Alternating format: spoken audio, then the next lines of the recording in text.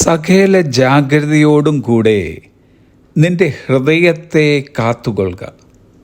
ജീവൻ്റെ ഉത്ഭവം അതിൽ നിന്നല്ലോ ആകുന്നു. സദൃശവാക്യങ്ങൾ 4-ാം അധ്യായം 23-ാമത്തെ വാക്യം. നമ്മുടെ ഹൃദയത്തെ സൂക്ഷിച്ച് കരുതേണ്ടതിൻ്റെ പ്രാധാന്യതയെക്കുറിച്ച് ഈ വേദഭാഗം ഊന്നിപ്പറയുന്നു.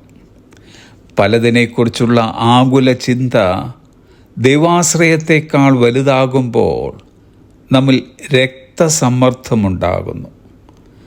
നന്ദിയുടെയും സ്തോത്രത്തിൻ്റെയും ഏറ്റക്കുറച്ചിൽ വൈഷമ്യഘട്ടങ്ങളിൽ നാഡിയിടിപ്പിനെ ബാധിക്കുന്നു. നമ്മുടെ ഹൃദയത്തെ ആരോഗ്യത്തോടെ കാത്തു സൂക്ഷിക്കേണ്ട ചുമതല നമ്മുടേതാണ്. അനാവശ്യമായ ചിന്തകളും ഭാരങ്ങളും ഹൃദയത്തിൽ നിന്നകറ്റുക. ആരോടെങ്കിലും കയ്പോ പകയുടെ അനുഭവമോ ഉണ്ടെങ്കിൽ അത് നീക്കി ഹൃദയത്തെ വെടിപ്പാക്കുക.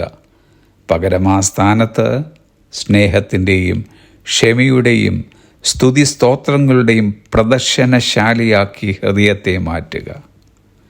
ഹൃദയം നിറഞ്ഞ് കവിയുന്നതല്ലോ വായ് പ്രസ്താവിക്കുന്നത് എന്ന് തിരുവചനം പറയുന്നു.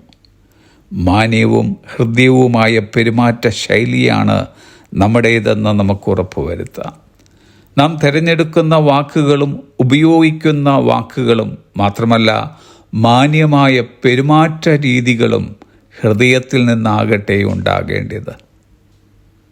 ഹൃദയങ്ങളുടെ പൂട്ട് തുറക്കുന്ന താക്കോലാണ് മാന്യമായ പെരുമാറ്റമെന്ന് ആരോ ഒരാൾ പറഞ്ഞിട്ടുണ്ട്. ആ താക്കോൽ എപ്പോഴും നമ്മുടെ പക്കലുണ്ടായിരിക്കട്ടെ.